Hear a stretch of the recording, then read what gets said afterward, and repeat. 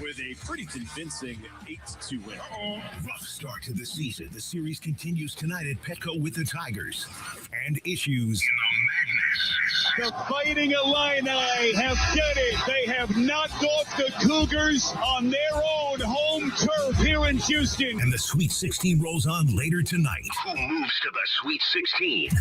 Let's get this weekend started from the San Diego Sports 760 studios inside the Fletch Zone. Yeah, let's get it going on a Friday. What's happening, everybody? Ben Fletcher, Sammy Long with you till 2 o'clock today. John Schaefer is going to be taking over. Happy birthday. Oh, what? Is it someone's birthday? Who knew? Ben Fletcher, what are you, 30 years old? 30 years old, the dirty 30, baby. Look yeah, at that. Crazy. I think based on the gifts I've gotten today, everyone knows me extremely well. Sammy got me a bottle of Woodford Reserve. Thank you very much, Sammy. Between Rich, Travis Dale, Cat Fisher, I got 6 different golf polos. So they know me pretty well there. And then Tony Conja, the owner of Keg and Bottle, brought in 630 racks of Coors Light. So I kind of cleaned up today. Pretty much everything I care about. Whiskey, Coors Light, golf shirts. You got big plans tonight? Not tonight. No, I think tonight might just be Texas Roadhouse and watch the Padres game, which is most Friday nights. Tomorrow night, the wife got me a hotel room downtown, so we're gonna have a little staycation. Go out to dinner downtown at a nice steakhouse and enjoy the fireworks, because I think the Padres are popping off some fireworks after the game tomorrow night. So plenty of birthday weekend plans, but tonight's gonna be pretty chill. Last night, not chill. What the hell happened? I got 3 words for the Padres after last night: sell the team, because that was a little bit of an embarrassment. But they are selling the team, which is the joke. But as the Padres move on here, there's going to be plenty of overreactions today, and we want to hear every single one of them. So text us 70470, start your message with team. Jump on YouTube at San Diego Sports 760. Drop your overreactions to the 8-2 loss the Padres took to the Tigers yesterday, and we'll kind of laugh and joke along with them throughout the show today. We got a Padres guest coming up. Coach Kentera at 12:30 is going to be joining the show. Steve Hartman at 1:30 is going to be joining the show, and plenty of fun throughout. But Sammy, yesterday, I don't know about you, I got kind of excited. We were at a work event downtown. We were broadcasting live from Sidebar, which was awesome. And then I get in the car and I pop open my MLB app on my phone and I start listening on my drive home from Sidebar. And it was kind of cool. Don and Mud are back. They're having a good time. They're excited about the season. Mud gives his first kind of big preamble and waits as Don Orsillo makes his way into the broadcast for the first pitch. I was like, oh man, Padres baseball is back. This is good. It feels like we're back home. And the first at bat goes pretty well. Nick Pivetta logs a K. And then rat-tat-tat-tat-tat-tat-tat. It's like Detroit just smashed from then on out. And Pivetta had very little control. He was struggling keeping the ball in the strike zone. He was struggling keeping the ball in the infield. Detroit was just racking him up. And it was a rough watch the rest of the way, man. It was like the offense couldn't get anything going. Pivetta looked terrible. Bullpen came in and kind of stymied it, but not much. Like, that was a rough watch for day one of an exciting season that we're hoping to have. Right. I mean, it's obviously, I know before all the texts come rolling in, it's one game. It doesn't matter. There's 161 more. No, we're overreacting today. That's what we get paid to do. I mean, it's hard to take account from one game in the Major League Baseball season, but it was disappointing in that we talked about it all day yesterday. Opening day is a special day in a baseball season where it can be a little bit of a drag to the finish line at times. Sometimes when you're in the middle of the season and you're 80 games in, you're halfway there. It was disappointing seeing the Padres come out and felt like, we were downtown. The city was on fire. The crowd, people were going nuts for Padres. It was the most people who've ever been to a Padres game.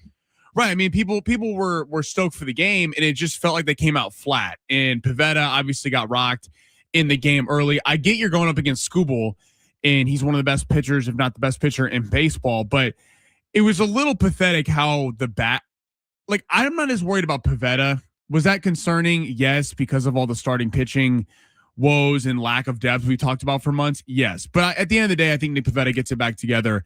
It will be just fine.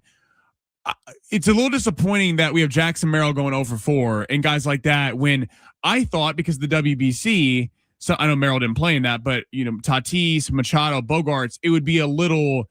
Don't you put this on Bogarts? He played excellent. To his credit, he played fine. But It was a little lackluster that in the home crowd of San Diego, it felt like they were kind of sleepwalking through spring training, and the Tigers took it seriously as an opening day game. And again, if we're looking at the bigger picture, because of the lack of starting pitching depth, you're putting a lot of pressure on starts where Pivetta and King are pitching to win, because you don't really know what you're getting from Walker Buehler. You don't know what you're getting from German Marquez until Joe Musgrove comes back.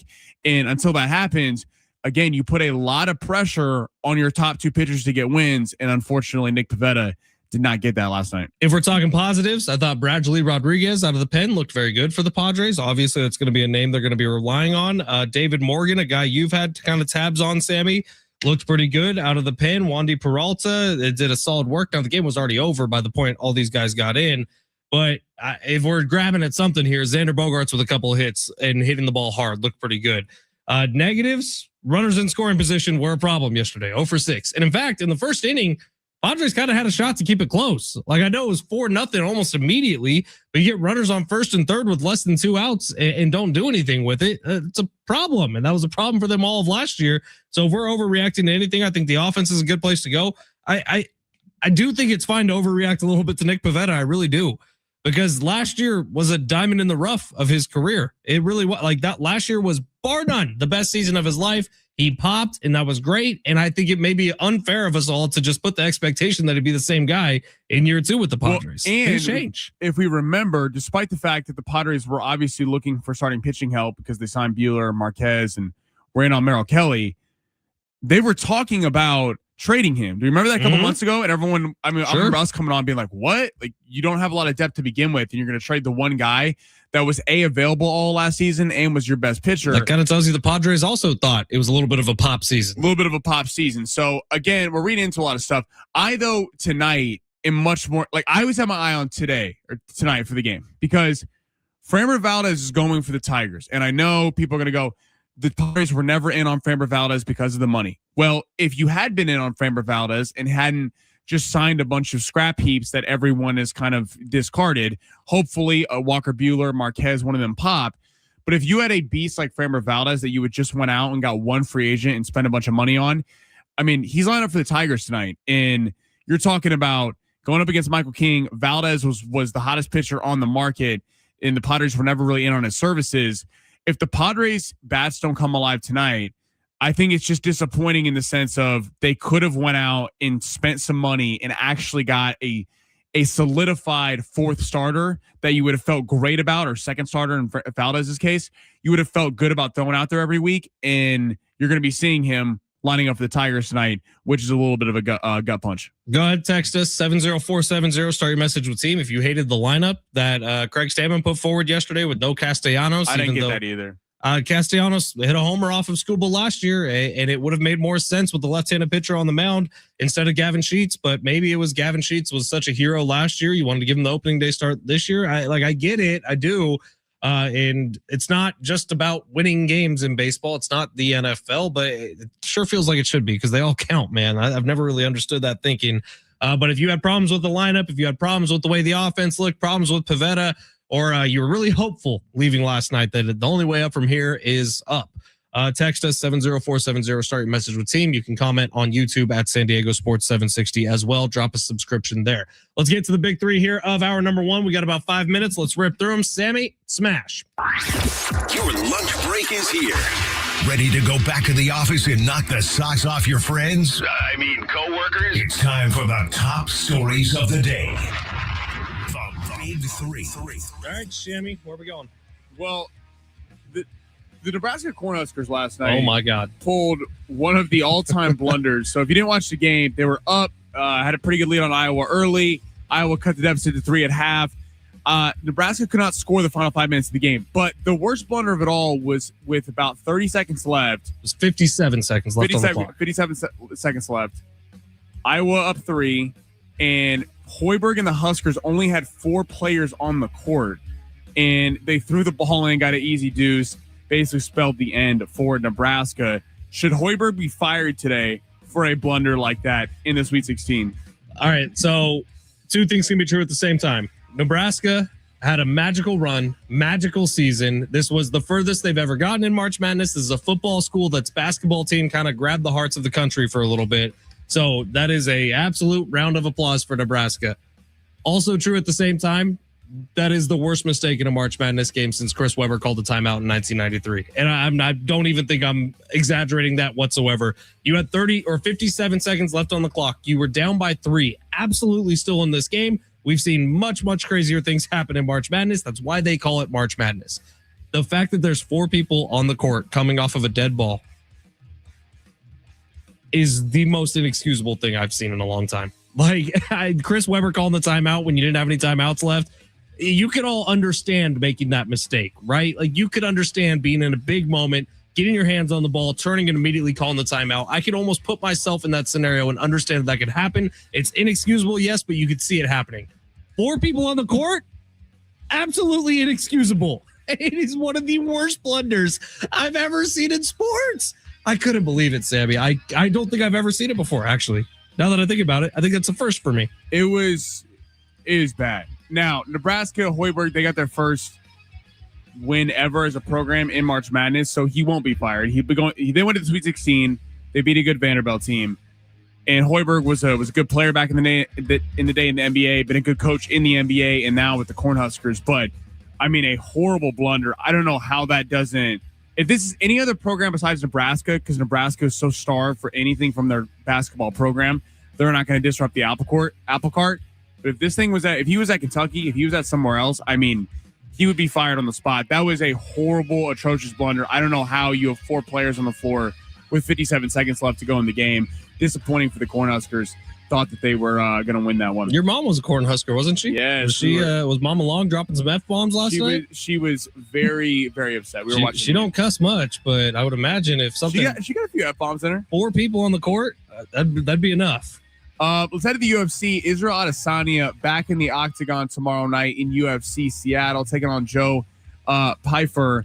Pyfer's a slight underdog, so they open as a pick'em in Vegas. Adesanya is a slight favorite now, minus 135 to minus 150. Do you think Israel Adesanya can get back to title contention status? All right, if we're being very honest about Israel Adesanya, he's one of the greatest prime fighters that we've ever seen. And when he was in his prime, it was like 2019 to 2022 was when Israel Adesanya was at the top. Those were the fights against Pereira, the fight against Kelvin Gastelum, I think that's how you say his name. Maybe one of the greatest UFC fights of all time. Israel Adesanya hasn't been that dude since the second Pereira fight, unfortunately. And it was like he went to the top. He was the best. It was incredible to see him finally get over that hump and beat Alex Pereira. But who has he been since then? He's been relatively disappointing. So unfortunately, no, I don't think he came back to the top. I think he's a wildly entertaining podcaster now when you see him on as a guest in different places. I think he's more of an influencer now. I don't know that Israel Adesanya, and I will absolutely be watching tomorrow, I don't know that he can ever get back to where he was, which was, quite frankly, the most dangerous man on the planet. Right. Adesanya could have been an excellent boxer. Like the way he uses his jab, the way he keeps range, he gave UFC fighters a lot of problems because he always was. He's like a boxer in the UFC, but also was a good wrestler. Him at his peak, I agree. I mean, it was one of the most electric UFC fighters we've seen. He's coming off a 3-fight losing streak. Lost to Sean Strickland, a boring slugfest of a fight. It felt like his head wasn't in it after that electric Alex Pereira KO in the second round of their rematch. And then Dricus Duplessis got after him, good champion. Then he had a loss last year where he was actually winning the fight and then got caught and KO'd. Listen, I think he might beat Pyfer on this tomorrow night. Pyfer doesn't do anything all that great. He's an okay wrestler, not an amazing striker. But yeah, it does feel like the UFC is going to push Adesanya because they need someone in that division that draws headlines. Adesanya still draws massive headlines. But yeah, I do think sadly he's probably a little bit past it, despite him talking about trying to get back to world championship status. All right, let's save number 3 for the other side. We got way too excited about the March Madness storyline, and we are talking some March Madness coming up next. Of course, you can hear the finales of the Sweet 16 coming up tonight. We have amazing games on tonight. I cannot wait for these, but we'll talk about them on the other side, and you'll hear them here on 760 starting at 4 o'clock tonight. It is San Diego Sports 760. You're listening live on the iHeartRadio app.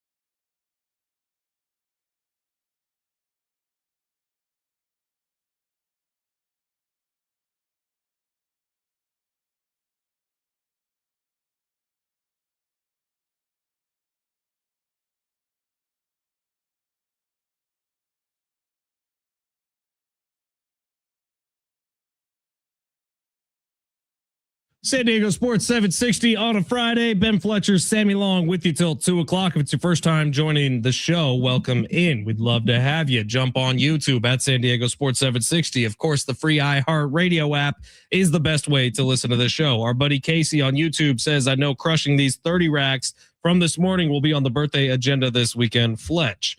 Casey. Yeah, if I can get through 180 beers in a weekend, we got some problems. Lori on YouTube says, sad about the Padres loss yesterday, but it's only up from here. I'm also just excited about the Paradise season finale. I've never watched that show. Oh, it's so good. What's it about? I don't know what's in the trailer. Basically, it's like there's a major world event, catastrophic world event, and a select group of people get to go to a location to live. A little bit like Lost almost?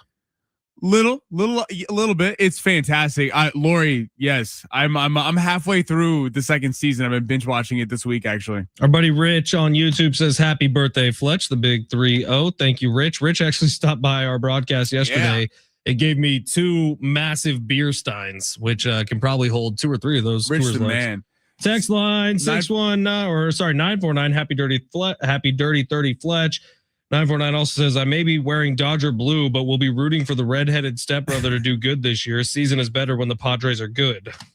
858. Is that a compliment? I don't know. 858 says, let's go Padres. Maybe a little early season urgency. Going to be a long one. Oh, no, don't say urgency around Manny Machado. He doesn't like that. A different 858 number says, done. Season is over. Padres probably won't win a game this year. Nice. 858. Way to have a good outlook. We'll talk Padres with Coach Kentera coming up in 7 or 8 minutes. 619 said they pulled a Sammy last night, hit 3 of 4 Sweet 16 parlay. Nebraska sold the bag. I'm a big 3 of 4 guy. Yeah. I'll get you a 75%er. We'll have a new 3 out of 4 coming up at 12:45 later on today. For maybe tonight's Sweet 16 games, which are fantastic. You'll hear them all right here on San Diego Sports 760 as the NCAA tournament continues. But coming up tonight, I think we got 4 really good games. I know Sammy and I differ on this one, but St. John's and Duke kick it off at 4:10 tonight. That's the first game you'll hear here on 760. I really think the Johnnies have a chance, man. I was talking about this earlier today. Like, Louisville has to be kicking themselves a little bit. I understand they were put in a corner and they kind of had to fire Rick Pitino, but Louisville's sort of been irrelevant since. And I'm pretty sure Rick Pitino is the best head coach in college basketball, modern day, current day. At least left in the field, I would have to give it to Pitino as the best head coach left. I think he's fantastic, man. And St. John's is playing some great basketball. I think they got a shot tonight against Duke. Well, I think they got a shot. Obviously, at Pitino, you have a great coach that can overcome stuff, but this is the problem. I think Duke's actually going to smack him tonight. I think it's going to be close to the first half. I think. What's the spread? 6.5. 6.5? Everyone's betting St. John's. This is the thing that Duke will be able to do that Kansas couldn't. Kansas had no other shooters besides Darren Peterson. They were doubling Darren Peterson the entire game. Melvin Council could only go to the rack. Marco Jackson. Everyone was broke. So, and then the final 5 minutes of that game, Kansas came all the way back and shut them down, and they gave up the layup to win it. But I mean, Duke has the ability, because Ejiofor and let's say Boozer cancel each other out. They're going to be guarding each other. Cade and Boozer, I don't know who's guarding them for St. John's. They hit a season high 3-point percentage against Kansas. Probably a little regression to the mean in that regard. And in Gangbaback, he's a very talented player and alleviates pressure off Boozer. I think Duke actually runs St. John's tonight. Second game is Michigan and Alabama. Michigan a 1 seed. Michigan and Duke, by the way, are they the last 2 1 seeds? I think. No, Arizona's still in it. But Michigan and Alabama are playing now. Alabama's going to be without Holloway again because of the weed charges that happened right before the NCAA tournament. That sucks, man. It's why you come out and play for San Diego State. So we don't care about marijuana out here. The judge in his case said, yeah, there's no problem if he goes and plays in the March Madness tournament. And Alabama is saying, no, we're not having him with us. I got to think. All those rednecks down there aren't going to have. First of all, rednecks, Sammy, is a term of, it's a nice term. It's a good thing. I'd consider myself at one point in my life a redneck, and I'm trying to get back to that. So you're trying to get back to it? It's not a bad thing to be a redneck. I don't know why you say that with negative connotation. I'm just saying that, their basketball team's going to go home tonight because they're scared of marijuana. So what I would say is probably Alabama is looking, and their athletic director is looking at their NIL fund and who supports it, and understanding that it's a lot of probably Christian Southern folks who aren't too fond of the sticky icky green.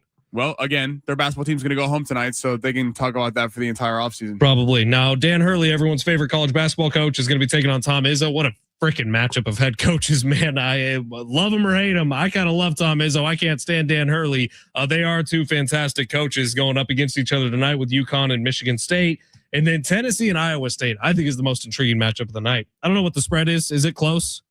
It's I would say 3.5 because Jefferson, their star leading scorer, may not play in this game. I'd be kind of a game time decision. Hammering Tennessee. Kobe Gillespie is improving his NBA draft stock for Tennessee left and right throughout this tournament. I really like Tennessee going into this one. I think Iowa State may be a little overvalued, but we'll see. It's going to be. We had 4 great games last night. I thought outside of the Arizona game where they just stomped. But when I'm looking at the games tonight, I think we got 4 really good ones coming up, and hopefully everybody has 5 people on the court at all times. Because what the hell? I can't believe that, man. I still can't believe it, man. If I was a Nebraska fan, well, I was pulling for him last night because my mom. But I mean, that is just. I was watching that game live, and I'm looking, and I'm like, okay, so it's coming out of this. It's a dead ball. They're setting up the press smartly. Have 3 men in the front court trying to force a ball to the corner to trap right away. And then I sort of look back, and I'm like, wait, where's the deep defender? Where's the guy who's preventing the lob? People are going to point to that play because it's obviously extremely egregious. But Hoiberg is a guy who has coached in the NBA, has played in the NBA, and has coached college basketball. You got to get him off the 3-point line at some point, man. Right, and they're taking threes the final 5 minutes of the game. None of them are going in, and there is not a timeout to go, hey, if you take a 3, I swear I'm pulling you out of the game. I mean, that was complete coaching malpractice yesterday. Like you see a Sweet 16 game where one team outplayed the other team for the majority of the game. And I do think Nebraska outplayed them for the majority of the game. And then a couple mistakes late change everything. That's what's great about college basketball. All right, San Diego Sports 760. We got Coach Kentera coming up next for his weekly stop in to talk. Can't wait for it. We'll talk some pods with the coach on the other side at San Diego Sports 760 live on the iHeartRadio app.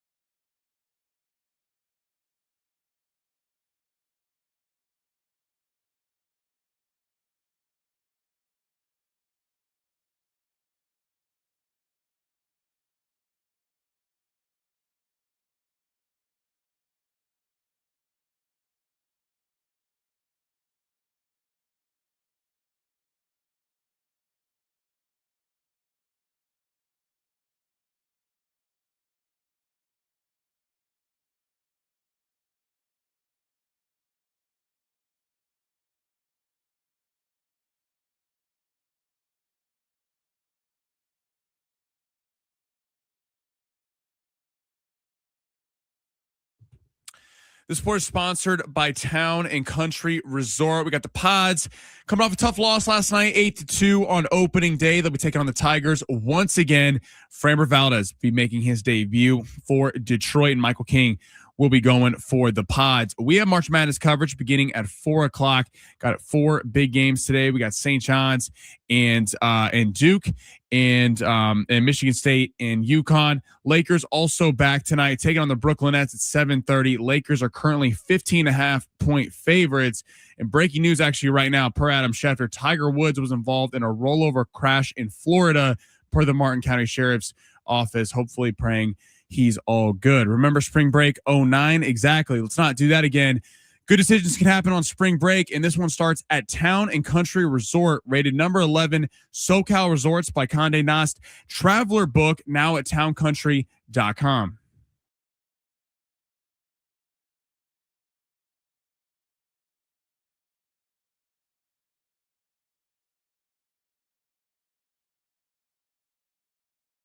Well, Sammy just said it in his update there. Scary situation happening out in Florida. So WPBF News, which is an ABC affiliate in Florida, reported about 25 minutes ago that golf legend Tiger Woods was involved in a rollover crash just after 2:00 East Coast time Friday in Jupiter, Florida, according to preliminary information. The sheriff's office is on it. Details surrounding the circumstances of the crash, including the extent of any injuries, have not yet been released. Authorities say additional information is going to be coming out within the next couple of hours. Hopefully, Tiger is okay. Man, yeah, man. Scary Seriously, stuff. it is so scary. He has been in so many car accidents. Oh, my goodness. Breaks my heart every time. We'll see if Tiger's doing okay. Hopefully, we get some news before the end of the show today.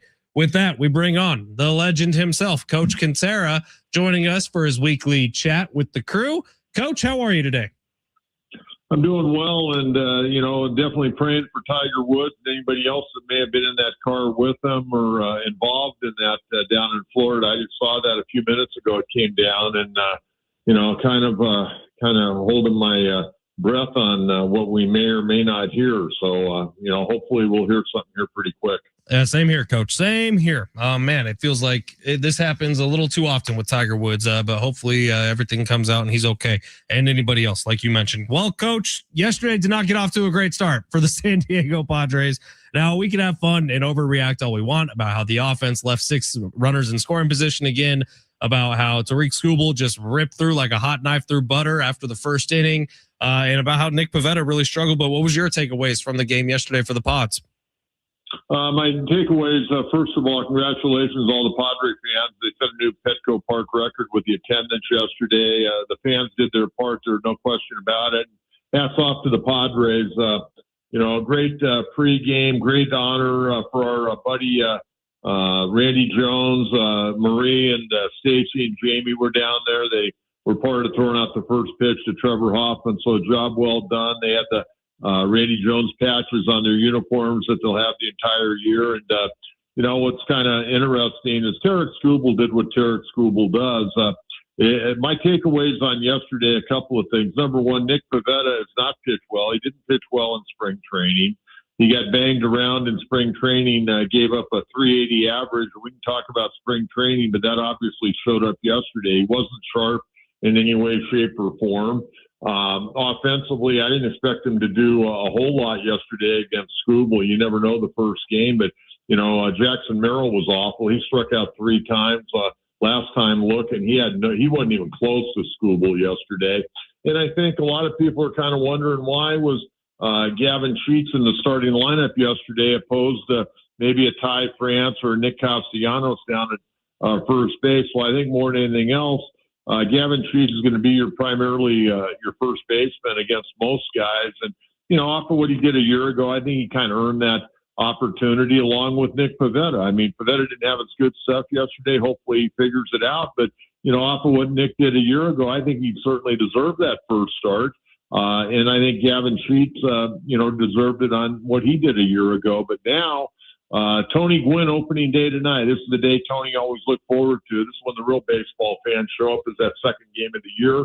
And we'll see what Michael King can do. Michael King had a worse spring than Nick Pivetta, quite frankly, over a 10 ERA, and gave up 9 spring training home runs in like 17 in the third inning. So hopefully he can find find the spot where he was a year ago when he was healthy and can pitch a good ball game tonight and get the opportunity to force a rubber game on Saturday night.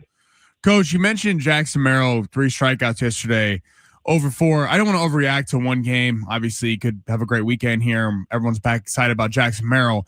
But it does feel like last year was never really quite the same as his rookie season. When would you start getting concerned about Jackson Merrill not really reaching what we all kind of thought he can be? Well, I think that's a very good question. I think it's a very fair question.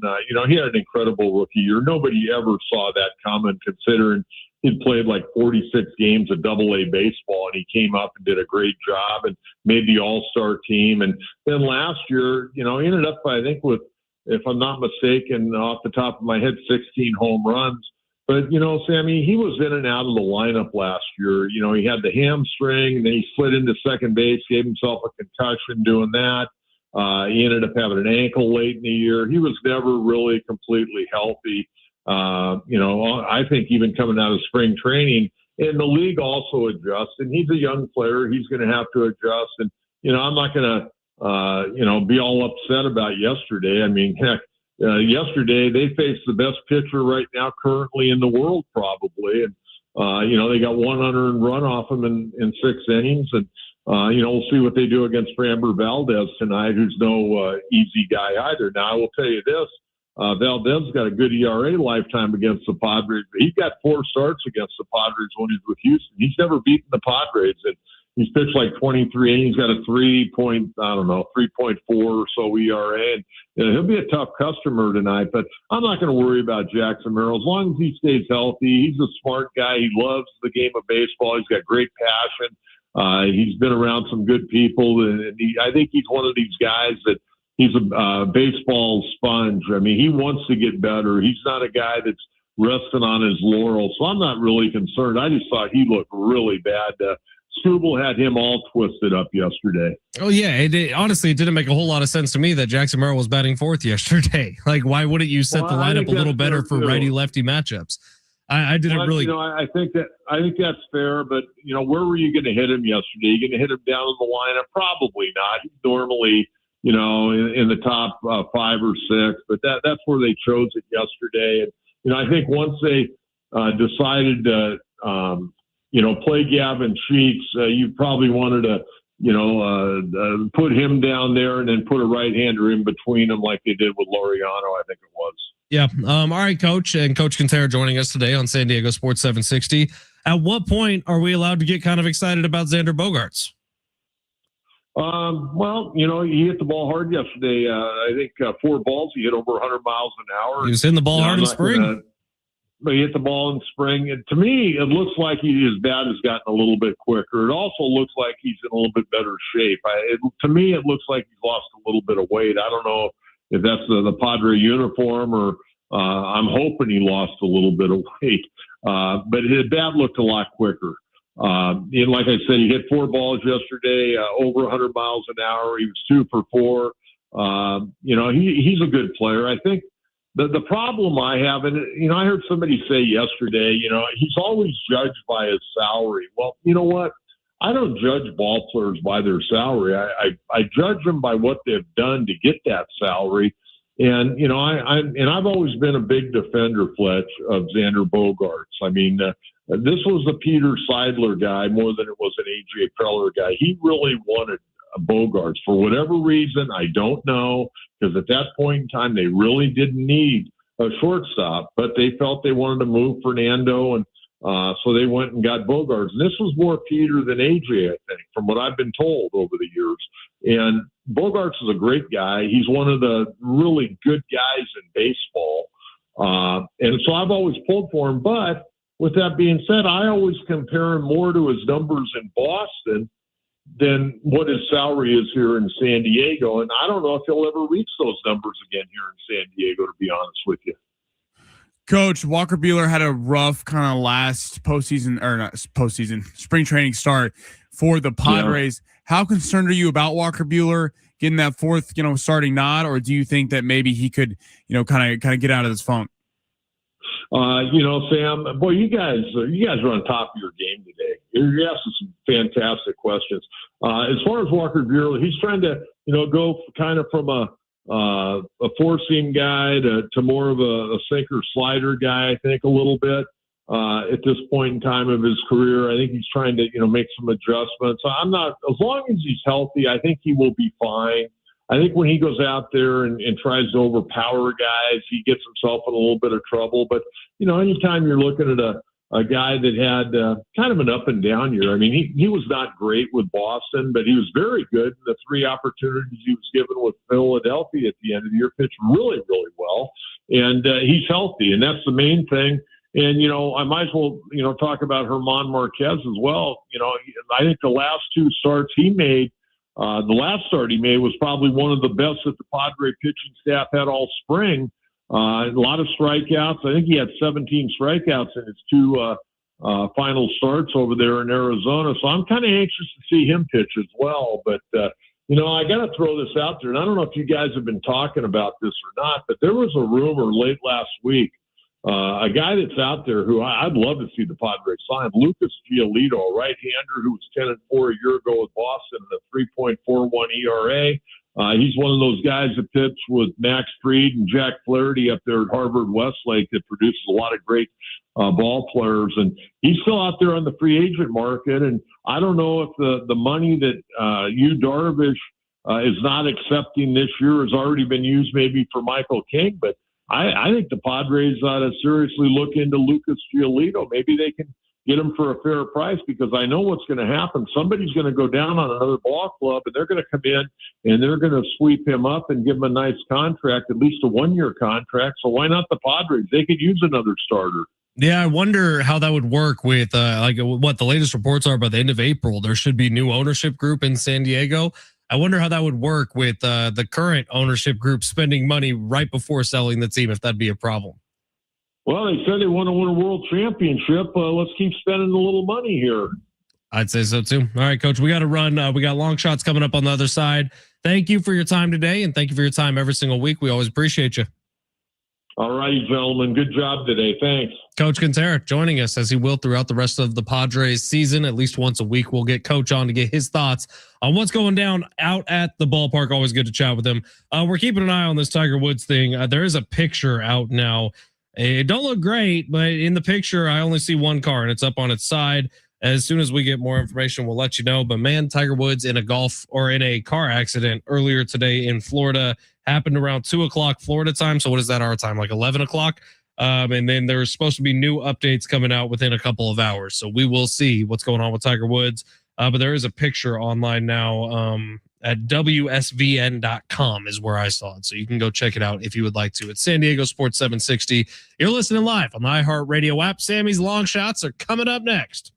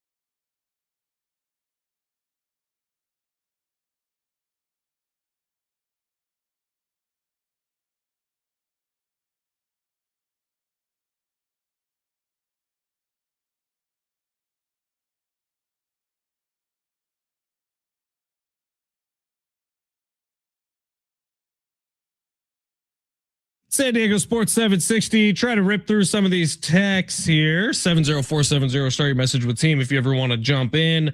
858. Happy birthday, Fletch. And how about those Arizona Wildcats running Arkansas out of the gym? I do believe I said that yesterday on the air, Sammy. And didn't you I? also said Texas was going to win outright. I said Texas was going to cover. No, you said they were going to win outright. Oh, did I? Well, they covered. So that was a close game. It was a close game, but you don't get points for being close. You get points for actually cashing bets. 619. Happy nerdy dirty 30 for birthday, Fletch. Blow out the candle, and then it's a bunch of emojis. I'll let you think about that. 619. Happy birthday, Fletch. 619. Great emojis, by the way. Where would Tiger be in golf if he was never allowed to drive? Jesus. Yeah, man. That's if you missed the news. Tiger involved in some sort of car accident today. It's being labeled as a rollover crash with an update coming within the next hour or so. Hopefully Tiger's okay. I don't think I can handle that if I'm being honest. All right, Sammy. Yeah, that's so sad, man. He wishing him nothing but the best. For still getting reports. They're kind of hush hush on everything right now. Tiger, please be okay. I don't think we can handle that today.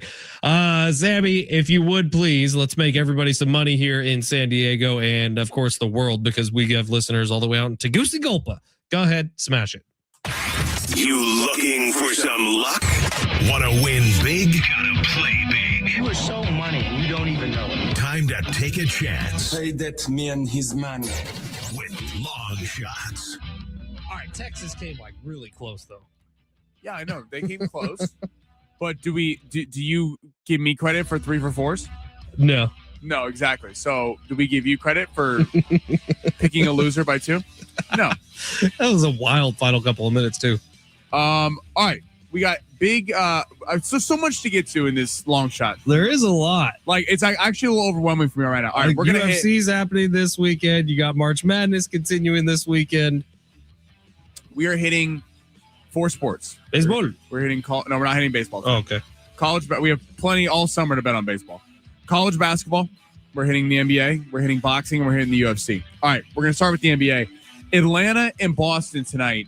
Jaylen Brown is out for this game. Atlanta, people might not be paying attention. Atlanta is on one of the hottest streaks in the NBA. This is a fantastic basketball team that, although, do they have the veteran experience to go far in the Eastern Conference? No, probably not. Jalen Johnson, Nickeil Alexander-Walker have become a real dynamic duo for them. They acquired Gabe Vincent from the Lakers. I mean, they're just playing excellent ball right now. And had the Lakers not been on a win streak, had the Spurs not been on a win streak, they probably wouldn't be getting they'd probably be getting more love. And the Celtics are coming off one of the biggest wins of the season. I mean, they beat Oklahoma City, stopped their win streak at the Garden, massive win. No Jaylen Brown tonight. Dyson Daniels been playing some really good basketball on the defensive end of the floor, impacting with his 2-point game because he lacks a 3-point shot. Anyway, the starting 5 for the Atlanta Hawks is legit. Give me the Hawks plus 4.5 tonight in Boston. I think Boston is a little bit of an emotional letdown after a huge game the other night. All right, let's head to college basketball. Michigan State, UConn. Give me Tom Izzo and Sparty. Give me Tom Izzo and Sparty. I love this. You can take him at plus 1.5. Always take the points. I think they're going to win money line, but as we say in gambling, always take the points. I think we're giving UConn a little too much credit for being UConn. And I get it when you're the Patriots, the Chiefs, the Warriors, teams that have won a lot, until they're actually knocked out, you kind of take it with a grain of salt. But this UConn team is not as elite as other teams. And Michigan State, Jeremy Fears Jr., the brother of Jeremiah Fears, who's now currently playing for the New Orleans Pelicans, he has been fantastic through this whole tournament. He has had double-digit assists in each of the first 2 games of the tournament so far. Cohen Cole has been fantastic for Michigan State. Coleman Carr, has been fantastic for Michigan State, averaging about 11 points per game. His 3-point shot was really working well against Louisville. Again, we saw the UConn team had some trouble with Furman. UCLA played really well for 3/4 of that game and then kind of had a meltdown at the end. I think they pulled the upset. Kohler has the ability to, at the center spot, to offset some of the bigs, the front court for UConn. I think Tom Izzo is heading to the Elite Eight in this one. All right, let's head to the UFC. Joe Pyfer, Israel Adesanya, I talked about it a little bit earlier. Adesanya currently on a 3-fight losing streak. He's 36 years old, about to turn 37. Pyfer is 29. Decent wrestler, doesn't do anything great. Adesanya has talked about how he's trying to resurrect his career. He is trying to have a 3rd run at this title. Pfeiffer, I feel like this is a handpicked matchup for the UFC. Now, again, he's coming off a 3-fight losing streak. The thing about this, though, he fights Alex Pereira too. Pereira, remember, had beat him twice in kickboxing, beat him in that first fight they had, even though Adesanya was winning the whole fight. Comes back, emotional win, knocks him out in the second round. Then he fights Sean Strickland. Sean Strickland didn't even do a lot in that fight. He was just very bland, used the Philly shell, kept him on the outside, won with the decision. Dricus du Plessis has been fantastic, a rising star in the UFC. He beats Adesanya. And Adesanya last year in his last fight was winning it before he got caught with a nasty shot. I think Adesanya wins this fight. Currently can get him at -135 on the money line. If you like to go even more for a little plus money, I like it via decision. I don't know if Adesanya has his knockout power he used to have, but I do think Adesanya is just a better fighter than Joe Pfeiffer. Give me Adesanya on the money line, -135. Again, if you want to make it juicier, hit him on the money line. Also, massive boxing event out in Vegas. Sebastian Fundora taking on Keith one-time Thurman. Sebastian Fundora, kind of a local kid out of Palm Springs. Really, they call him the Towering Inferno at the 154-pound division. He is extremely tall for the weight class. He's beat up on Tim Tszyu a couple times. Tim Tszyu in the first fight, Tim Tszyu was winning it. The son of Kasta Tszyu, the legendary Hall of Famer out of Australia in the 90s. In the first fight, Fundora ended up winning because Tim Tszyu had a bad gash on his face and it kept bleeding into his eye. Sorry if you're on your lunch break. In the rematch, took him apart, absolutely knocked him out. So the boxing fans, boxing public has gotten really high on Sebastian Fundora, but he did have a surprising loss to Brian Mendoza a couple years ago. Keith one-time Thurman, he was in a massive fight with Manny Pacquiao about 5 years ago. He will have some ring ruts. He's only fought one time in the last 3 years, but he is a very good fighter. He's actually taller than Tim Tszyu, has a longer reach as well. I think he's going to be able to keep Fundora off him. I think this fight goes the distance at +130 on the money line. I think Fundora wins, but I do think Thurman is able to get it to the final bell because he is such an elite fighter over the years. All right, to recap, I like the Atlanta Hawks +4.5 against Boston. Emotional letdown tonight for the Celtics. I got Fundora and Thurman going the distance +130. I got Israel Adesanya -135 on the money line. Again, if you want to add going the distance, feel free to do that. And I like Michigan State to pull the upset against UConn to advance to the Elite Eight +1.5 for Tom Izzo and Sparty. All right, I like it. We're winning some money this weekend. We got all sports involved. That was Sammy's long shots, except for baseball. Baseball, we got all summer. We have all summer game on baseball. Baseball is not making the list on Friday of this weekend. All right, hour number 2 is coming up next. We'll get some more of these YouTube chats. We will stick with the NCAA tournament as well as the Padres, who had a rough start to their season last night. Can they get it back on track today? We will find out. Coming up in hour number 2 at San Diego Sports 760. My name is Ben Fletcher. That's Sammy Long. You're listening live on the iHeartRadio app.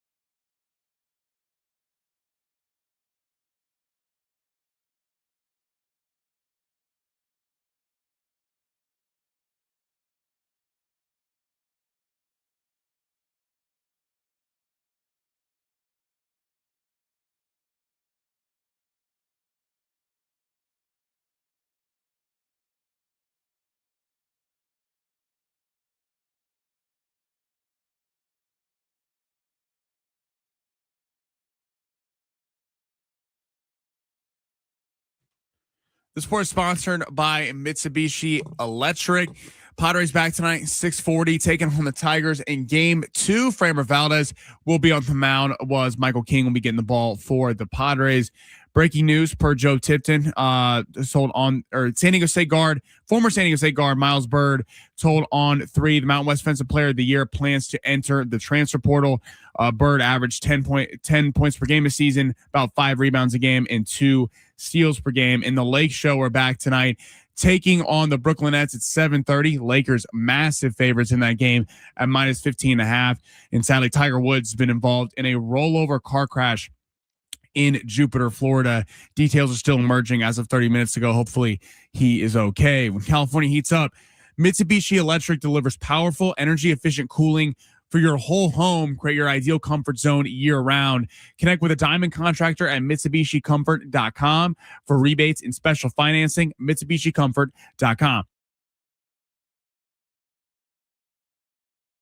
Welcome to the Fletch Zone. I'm Ben Fletcher. That's Sammy Long. Well, don't keep us in suspense any longer. Show us what you got. Well, we have some issues at Petco. The Tigers take down the San Diego Padres, and they start the season 1-0 with a pretty convincing 8-2 win.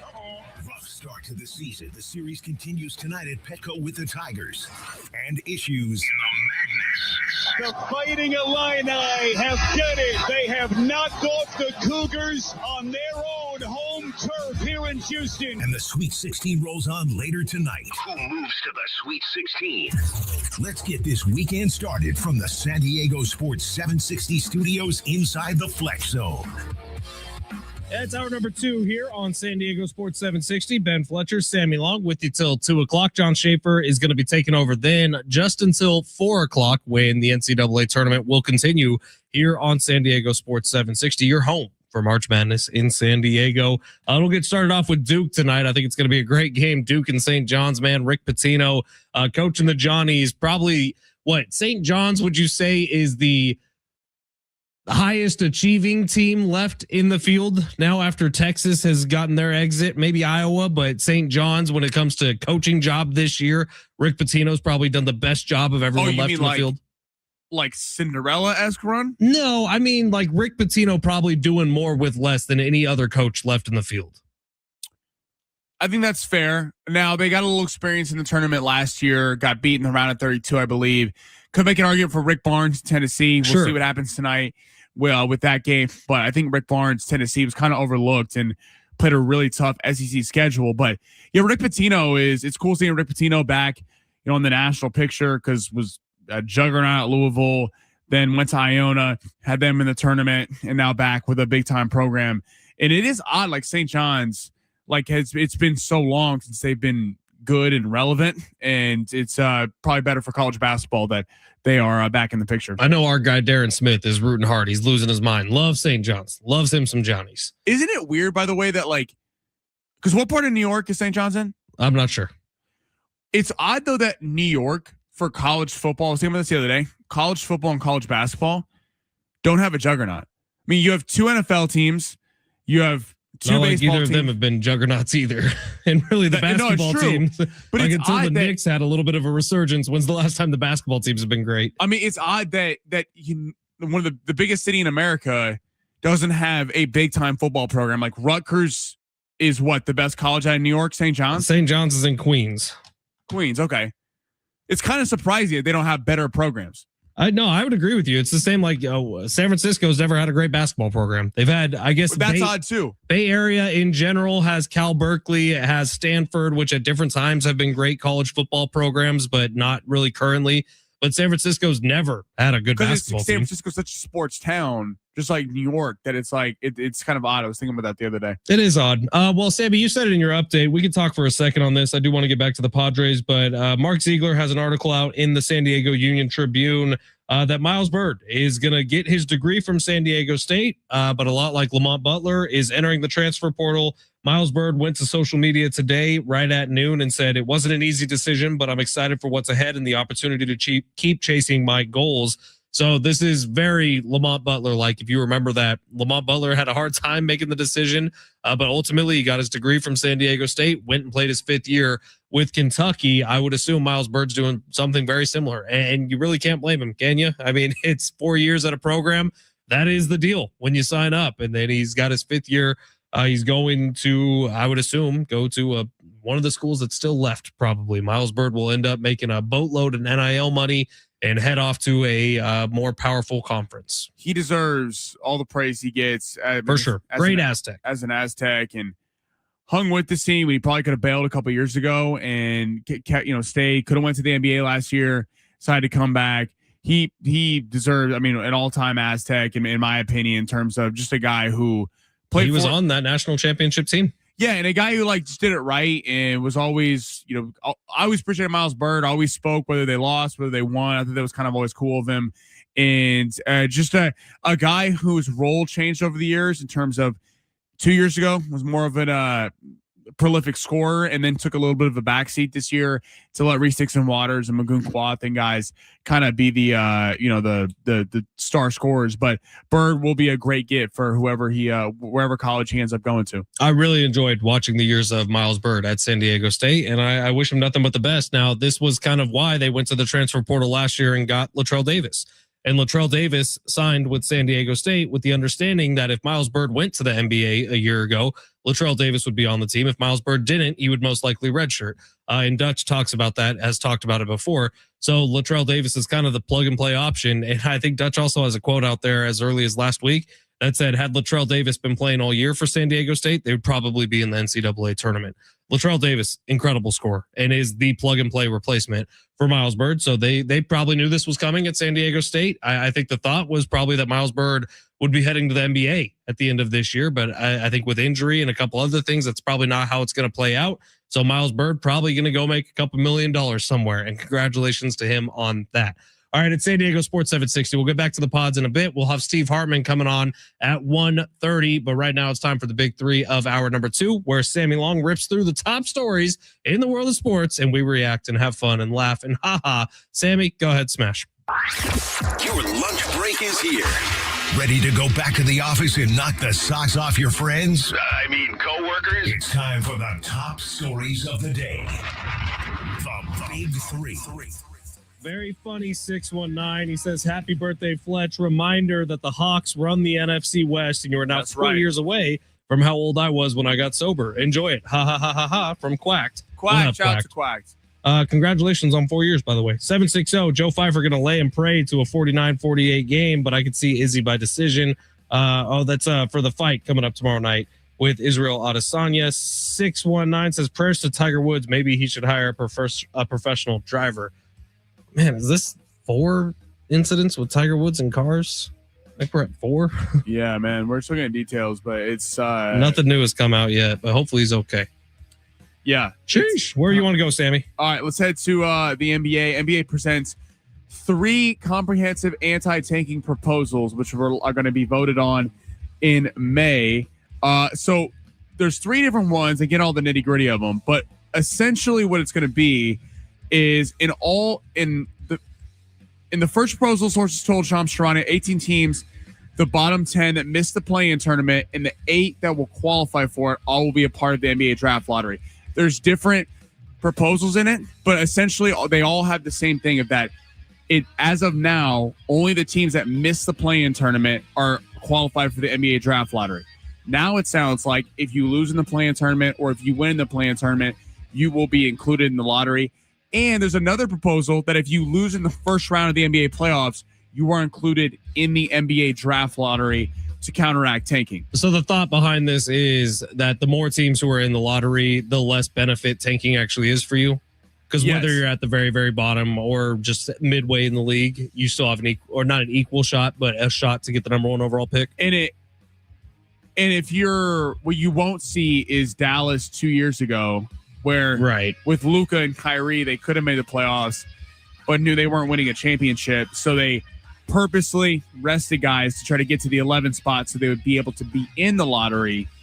And I believe they selected Derek Lively with that pick. I'm not sure. I mean, I don't hate this. I like trying to fix tanking. I don't know that this makes as much of a difference as they think it's going to make, but if you're willing to try it, great. I think the only true fix for tanking, unfortunately, for the NBA, you're going to have to, I don't even know what it would be, man. I like this because I think what you're doing is it incentivizes still making the playoffs. Because if you think about it, the teams that lose in the first round, you're in the playoffs, you're trying to make the postseason, you're selling playoff tickets. And the teams that advance to the second round, there's obviously in the NBA a select group of teams that really feel like they have a shot to win a title. You could make that, maybe I could say like 6, 7, 8 teams could actually make a case that we're going to win a championship this year, even if it really is more like 3 or 4. But I like this in that because when you expanded the play-in tournament to include the 10 seed, I like that. I think it adds more juice at the end of the season. I think the play-in tournament has been fun. The fact that if you can't make sure you're a top 6 seed throughout the season, you may have to win 2 games to get in the postseason. But including more teams in it, it incentivizes less, we're just going to absolutely bottom out. And there was also another proposal in here that the bottom 5 teams, the bottom 5 worst records, all have an equal shot at the number 1 pick. So there's no more where it's like, if we lose as many games as possible, we're going to have more ping pong balls. I actually like this from the NBA. I think this could work.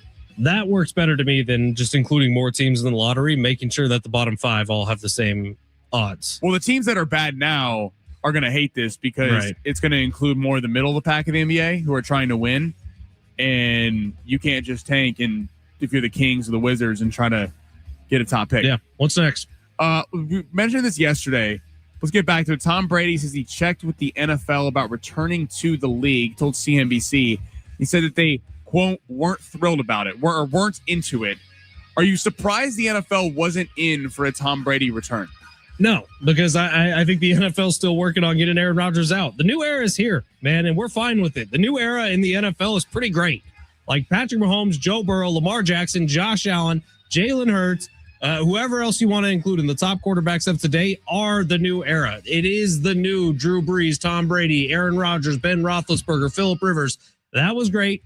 This is just as good. It's different. It's more athletic. I think it's more fun. It's more offense friendly. So the NFL where it's at right now just doesn't need Tom Brady to come back. And by the way, they still have Tom Brady every single week calling a different game. I'm more than okay if the NFL wants to kind of shut this down a little bit from Brady. And I'm kind of shocked that A, Brady would say he was interested in a comeback at all. And B, he would say, yeah, I brought it up. And the NFL said no. That's kind of crazy for Tom Brady to say. But I'm more than okay with us just being done. And Tom Brady's the broadcaster now. We'll see him pop up in Viore ads or whatever clothing brand he's slinging, and in flag football as well. That's fine. Where Tom's at. It's clear that Tom Brady wants to do anything but call football games. Yeah. I mean, he wants to get involved with the Raiders. He's talking about possibly he was trying to return flag football, commercial. I mean, it's anything but call football games. And I actually give Brady credit. I thought he's gotten better at it. I think he's actually grown as a broadcaster. I agree with you. I think the NFL is like, we're fine on quarterbacks. I mean, we're obviously Tom Brady moves the needle. He's a superstar. He's a household name. But I mean, Mahomes, Lamar, Josh Allen, Joe Burrow. I mean, go up and down the list. Now you're adding Herbert, Jalen Hurts. I mean, left and right. Like there are Jaden Daniels, Caleb Williams. There are plenty of star quarterbacks that sell a lot of tickets in the NFL. The last thing you need is the NFL is getting rid of the pocket passer. They want to see mobile quarterbacks that can make electrifying plays. I think we are on the way out. Aaron Rodgers is kind of the last holdout. Russell Wilson, because of his play, is kind of on the way out. I would say we have more strong quarterbacks now than at any point in my lifetime. Well, yeah, like think about the AFC when Brady had it humming. Brady, Manning, legends. Roethlisberger, great player, legend. Rivers. Then a pretty significant drop off. I mean, it was 4, and then everyone else was still trying to get a quarterback. So, yeah, I think certainly there is a more talented quarterback play now than ever. Football's in good hands. What's next? This is kind of a funny one. So, George Gervin, the Hall of Famer, 4-time NBA scoring champion. His nickname was the Iceman. Now, Caleb Williams filed a trademark for the nickname Iceman. And got the trademark. This is your guy, Sammy. George Gervin is frustrated. He said he was, quote, irked by this.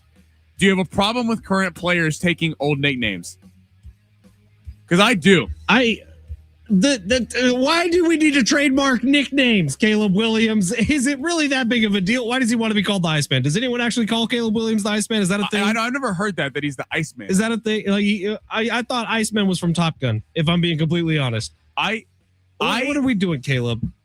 I hate, this is the worst in boxing in the UFC. The worst of all time. But that's where nicknames are kind of appropriate. No, but like Sugar Sean O'Malley. We don't need to go Caleb the Iceman Williams. That's lame. We don't need another Sugar in boxing or UFC. Sugar Ray Robinson, Sugar Ray Leonard. Taken. Okay? End of story. We don't need more Sugars. Yeah, but Sugar Sean's kind of dope. Yeah, but he got that off all. No. There's no more Sugars in boxing the UFC. I mean, it's kind of stupid. Even Patrick Mahomes, my guy said, I want to be called Showtime. No, Showtime was the Lakers in the 80s. He wanted to be called Showtime? Have you been asleep the last few years? Have you not remember this? I do not remember this at all. He called himself that, and I was like, no, the Showtime Lakers are the Showtime Lakers. We need to stop taking nicknames from the 70s and 80s of great fighters, athletes, and then regurgitating them. So, yeah, I do get why they'd be a little irked at Caleb Williams. Look at how many diamonds I have, bro. I'm the Iceman. I play in Chicago. I'm the Iceman. 858 says, who the hell calls Caleb Iceman? I've never heard a single person call him Iceman, and Sammy Long is the biggest Caleb Williams fan I've ever run into in my life. It's like, I swear to God, his litany, it goes Kansas City Chiefs, #1, Caleb Williams, #2. That's not how that goes. I think you might like him more than you like Patrick Mahomes. That's crazy. Don't ever insinuate that ever again. It's San Diego Sports 760. We're going to take a quick break. At least right I don't here. name my dog Brock Purdy. His name's just Brock. What was it based on? Well, Kendall already had the name Brock on a list of dog names, and then Brock Purdy happened, and so it just. Also, you look at my dog; he looks like a Brock. Like it's a perfectly fitting name for him. What, a middle-aged white guy? Strong. It's a good name, and my dog is totally not just an anxious, shaking Chihuahua. It's San Diego Sports 760. We will get back to the Padres on the other side, and maybe we'll have a lineup for tonight's game coming up next. It's live on the iHeartRadio app.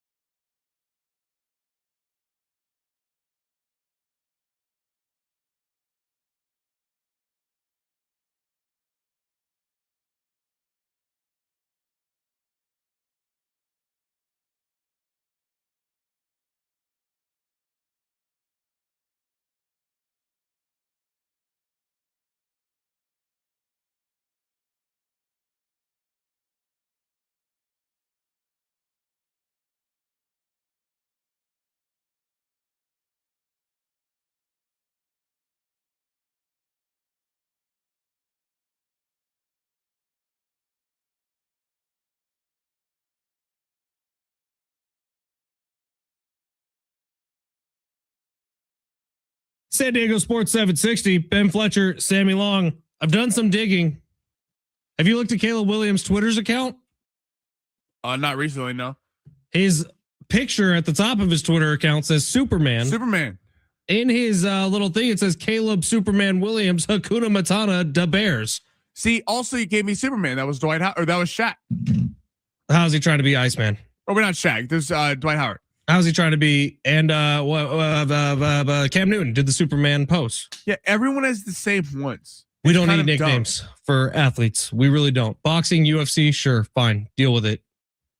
We don't need them for football. Your name is Caleb Williams. It's a great name. It's a solid name. We don't need you to do anything else to it. Superman, Iceman, I just Caleb. be CW. I take ownership of the network. Yeah. Caleb Williams. Sammy loves him. I'm liking him less and less every day.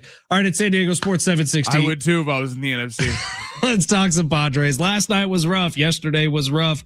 They can turn it around. So today, Framber Valdez, Michael King for the Padres. This is a big year for Michael King. Look, the Padres showed a lot of faith in him. He was injured for the majority of last season after having a huge first year with the Padres after coming over from the Yankees.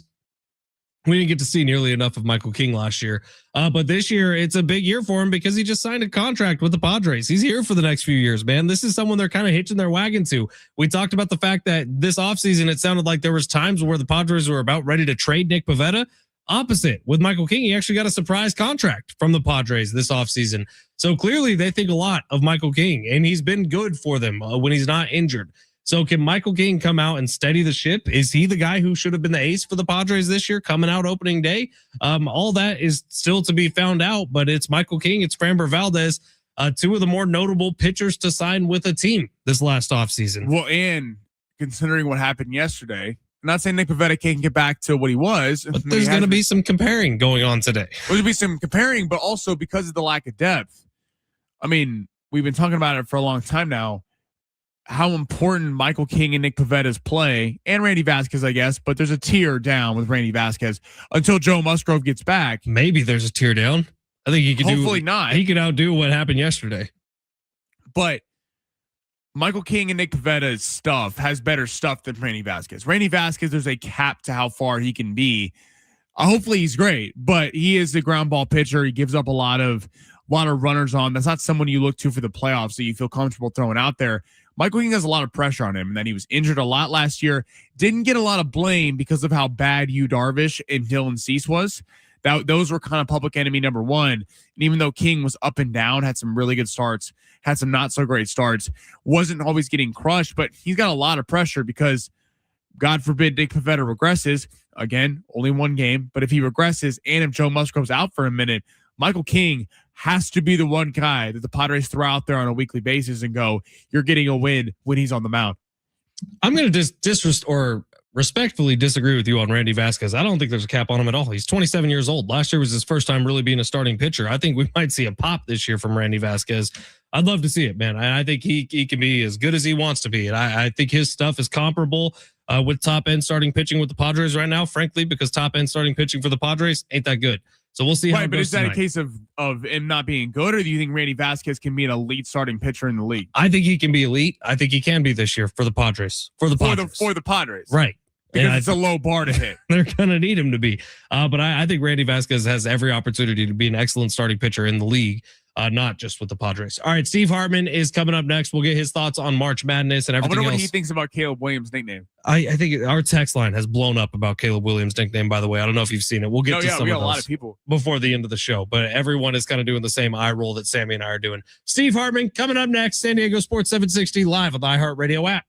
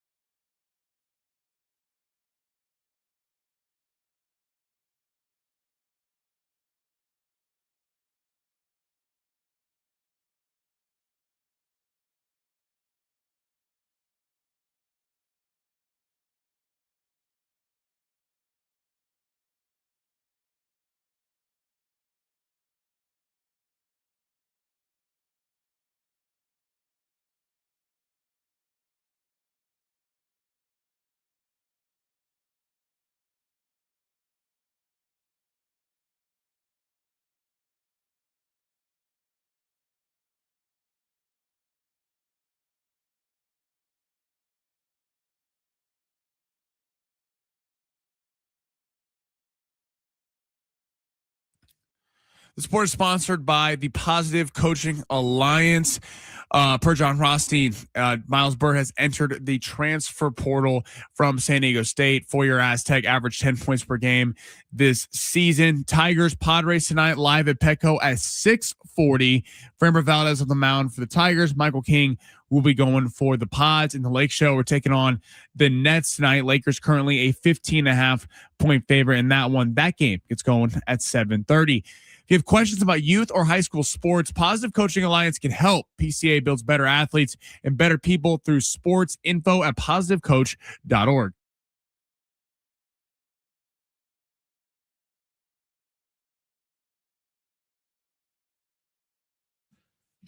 San Diego Sports 760. March Madness continues right here tomorrow and Saturday and Sunday afternoon when the Elite Eight gets underway.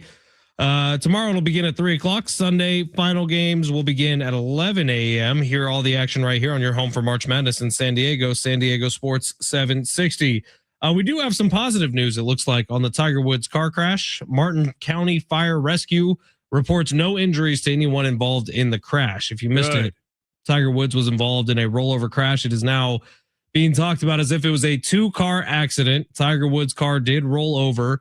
But again, from golf.com, Martin County Fire Rescue reporting that no injuries to anyone involved in the car accident, which is good news. All right, we got Steve Hartman, which is also good news.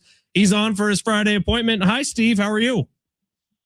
I just want to remind your listeners out there, as Duke was down, 13 at halftime to Siena, sure, that they're still alive.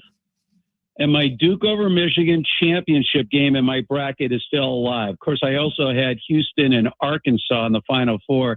That did not go well. And I would hold my breath if I were Duke and Michigan today. Real creative, Steve, going with a 1 seed and a 1 seed in your finals with Duke and Michigan. I don't know. The Johnnies are looking pretty good, Steve. You think Duke gets a win tonight? You know what kills me about this is that I really felt, the one thing I felt going into this tournament, there are two coaches, Calipari and Pitino, the only two coaches ever to lead 3 different schools into the Final Four. And both obviously are different schools this year. And I really felt like I have this premonition that one of these two guys is going to lead a 4th school to the Final Four. So I put my money on Calipari. That went down in flames. So, yeah, I mean, I would not be surprised based on my track or the way my brackets have gone this year if the Johnnies come up with a big victory against Duke. What, Steve, what coach do you think is the best left in the field? You got Izzo, Hurley, or Pitino? Well, to me, it's either Pitino. I would say Izzo. I mean, Izzo just knows how to navigate this tournament better than anyone. I would say that when you look back at Pitino's record, he had overall better talent most of the time than Izzo's had over the year. Even that's questionable, though. I mean, when you look back to the Kentucky team that won the national championship for Pitino in '96, or even the 2013 Louisville team that won the national championship since vacated, can you name any players from those teams? I mean, seriously, I mean, it's a pretty anonymous group that Pitino's had over the years. But if I were to pick one coach currently alive to coach in a tournament game, I'd take Izzo anytime. Since we have the encyclopedia of sports on with us, Steve Hartman, I do want to ask you this, Steve, because I think I saw something last night that I've never seen before in such a big moment. Now, we had the Chris Webber calling a timeout. Was that 93 championship between 93? I was in New Orleans for that Final Four, guys. So that was Michigan, North Carolina, 93. Chris Webber calls the timeout. Obviously, it didn't have any timeouts on Michigan. It ends up being a technical foul. North Carolina wins, and that was the Fab Four's demise. But then you had last night. And last night, Nebraska's down by 3, 57 seconds left on the clock, and they come out on a dead ball and have 4 players on the court, leaving a wide open backcourt for a ball to be chucked down. Layup goes in. Nebraska loses. Football school goes down.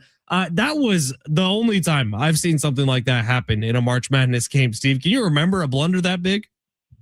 By the way, when you go back to the Chris Webber timeout, if you look at the Michigan bench, not only do you see Coach Fisher, you also see an assistant, very young Brian Dutcher, screaming like, "We don't have any timeouts."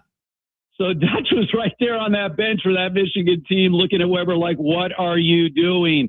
Look, there are no excuses. Even if your head coach, or even if he's sort of preoccupied by the moment, how many assistant coaches do they have? 4 people on the court. There's not one assistant coach that's not assigned to make sure that the right players are on the court. So, I mean, it was inexcusable. I would literally fire the entire Nebraska coaching staff, certainly the assistants, because what else are you? Well, give me a job for you, right? You're coming out of a huddle, and you got to make sure that the players that you want to be on the floor are on the floor. So I've never, honestly, guys, I have never seen that happen, ever seen that happen. And there really are no excuses. I mean, the kids, whatever. I mean, they're lost in the clouds, overwhelmed in the moment. It's a Sweet 16 game, chance to get to the Elite Eight, a Nebraska team that went into this year never having won a single tournament game in their entire history. That's on the coaches, man. I mean, there's just literally no excuse. Steve, what was your biggest takeaway from opening day? Should the Padres be concerned about their starting pitching, or is this a one-off? You know, guys, I was in Arizona yesterday, so I was watching the Diamondbacks Dodgers game, and as I'm watching this game, I'm just thinking to myself, okay, this is not fair.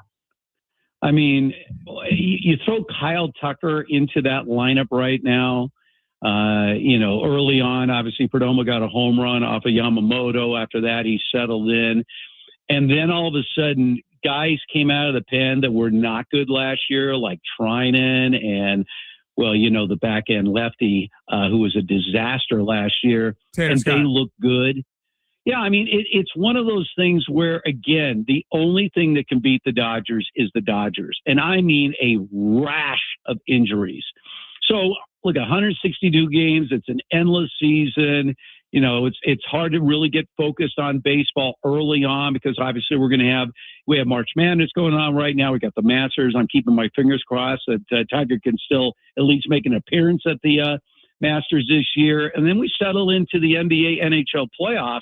And then we come up for air. And it's like, okay, where are we in baseball? It's like June. And, you know, we get into that. But I will say this, any team that is looking to challenge at all with the Dodgers. And by the way, I was reminded last night, guys, that Arizona team that made the World Series a couple of years ago, they won 84 games in the regular season. 84 games. And they beat the Dodgers. We've talked when the Padres beat the Dodgers. That was a much better Padre team than that Arizona team a couple of years ago. So anything is possible, guys. But wow, I'm telling you, I mean, it is almost beyond scary how tough this Dodgers lineup is going to be for pitchers this year. Steve, you know, it's a tradition as old as time. We had David Vassay on the show earlier this week, and this was the first time in the history of me having David Vassay's phone number that I really was not looking forward to the interview whatsoever, because I'm pretty sure like he was going to be completely justified in all the wild S he was saying, which he had plenty of chest thumping before the season even began. When we had him on the show earlier this week, but it is kind of crazy. You look up and down that Dodgers lineup, there might be 8 all-stars on offense. There might be another 4 in the bullpen and another 2 or 3 in the starting rotation. It does feel like this is the baseball season. But I will tell you this, guys, this struck me the other day. So the Dodgers had some kind of event last week that we carried on the TV station. It wasn't, you know, it was some kind of event where they were giving stuff away. And so they were talking to these Dodger fans, and they were talking to some random lady, you know, decked out in her Dodger gear. And they're like, you know, what are you looking forward to this season? Are you expecting a 3-peat? She goes, yeah. She goes, I just hope that we can beat the Padres again. Now, I'll be honest with you. I have been covering Dodger baseball or watching Dodger baseball pretty much my entire life. I had never seen words like that come out of a Dodger fans. Like usually it's about the Giants because that's been the Dodgers' rival all these years. But for some random woman decked out in her Dodger gear and all she's thinking about is beating the Padres, that means the Padres have arrived. That means the Padres are in the head of Dodger fans. I know Vassay is consumed by the Padres. I mean, he's completely consumed by the Padres. But this is a rivalry the Padre fans have always felt. Because, you know, it's always been a one-sided rivalry. But I can assure Padre fans listening right now, you're in the Dodgers' heads. You're in the Dodgers' heads. And that's a big thing. So, could it play out if they meet each other in the postseason? We'll see. There's no such thing as a sure thing. All I can say is if you want to win the NL West, you better get off to a good start, because I'm sure the Dodgers are. Steve, switching to the NBA, the Celtics actually beat the Thunder earlier this week. Do you think the Thunder, do you think Boston has eclipsed them as maybe the favorite with Tatum back, or do you still see this as Oklahoma City's to lose? Again, I'm having a hard time, Sammy. I'm reading OKC. I mean, they were so blasé when they, smoked their way through the playoffs last year. Of course, Indiana gave them a push to the limit, and then Halliburton got hurt, so maybe that was why the Thunder ultimately loved. But their blasé attitude pretty much is carried over for most of the season. Then, as we've neared the end right now, as San Antonio was knocking on the door to get the 1 seed in the West, all of a sudden OKC started playing well again. Boston's a tough read. I mean, the one thing about it is you're going to have a rested Tatum. I mean, he's come back. He's only going to be playing about a third of the season, so he's going to be well rested. So the idea of OKC Boston possibly meeting up in the NBA Finals obviously is a real possibility. But OKC has had their troubles head-to-head with San Antonio. And by the way, there's one other team I'm not quite counting out in the West now, and it's not the Lakers, it's the Nuggets. I mean, the Nuggets, we saw it the other night. Murray put up 50-plus. Jokic almost had a 20-20-20 game. That's a team that has won a championship. They know how to win. So I think the West is competitive. But, guys, look at 1 through 10, counting the teams that are in the play-in. The East is better. Look at the records. There's actually more depth on the teams that are going to make it into the postseason on the Eastern Conference than it is the Western Conference. So, look, we've had 7 different champions over the last 7 years. It could go to anybody. Now, Steve, you are a person, Steve Hartman on the air with us, by the way. You are a person who I would credit for a lot of learning that I did throughout my 20s. Today is the first day of my 30s. Steve, any advice as I enter into this new decade? There's no way that you're 30. I'm 30. Is that real? Wow. Well, first of all, congratulations. So you've gotten to level 3. Okay. I started counting them like levels.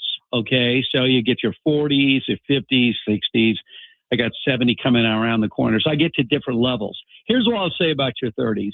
There is no doubt in my mind that looking back, I mean, as far as prime time, your 30s are there. I mean, the 20s, you're still young. I mean, it's something to go from your teenage years into your 20s. You think you're all growing up. I'm sure, Fletch, now you look back saying, gee, when I turned 20, I thought I was something. Now I'm 30, and, it's a different ball game. So you're going into your prime. Sammy's got what? Sammy, you're 15, right? 16? What are you? Yeah. Sammy, Yeah. 15 or 16. 14 years old. Yeah. Okay. But anyway, no, I will say this. Enjoy it. The 30s are a great decade. I mean, because you're starting to live the little life right now. You just continue to check boxes and life experiences. And like you say, I mean, I don't know. I felt more like a grown up in my 30s because remember, I worked for the Raiders in my 20s. I turned 30 right before I left my Raiders job in 1988. And, I look back now thinking, wow, I really thought I was grown up. And no, the 30s were a whole different ballgame for me because I didn't get married till I was in my 30s. I didn't have a kid till I was in my late 30s.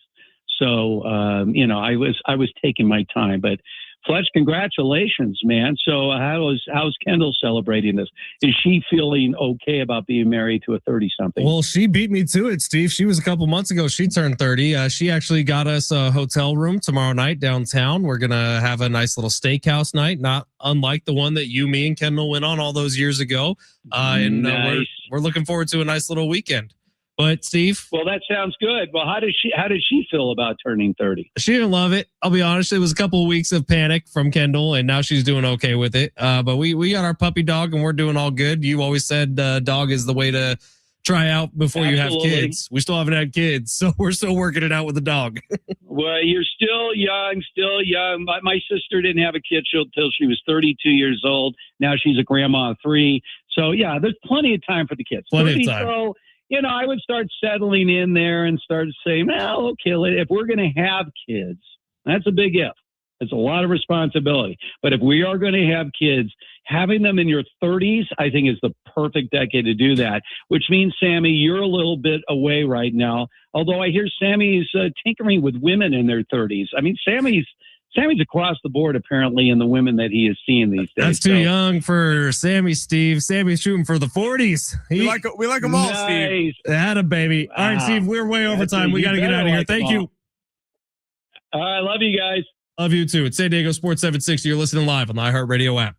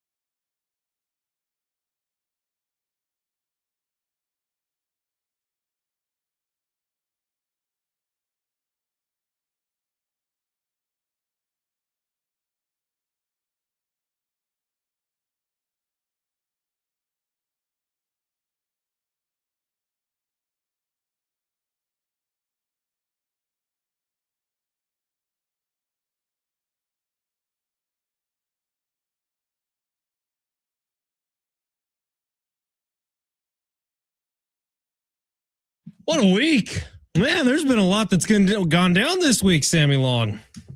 Here we are in the New week in the sports world. It's San Diego Sports 760 for our final time today. Ben Fletcher, Sammy Long with you. John Schaefer is going to be taking over right after we get off the air. We had opening day yesterday. We were down at Sidebar in the Gas Lamp. Thank you to everybody who swung by and said what up. It was great seeing everyone out there.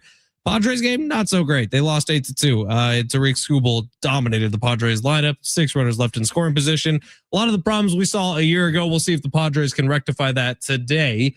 They got Michael King back on the mound for the Pods with a healthy new season underway for Michael King. Hopefully this year is healthy for King and he gets back to what he was a couple years ago for the Padres.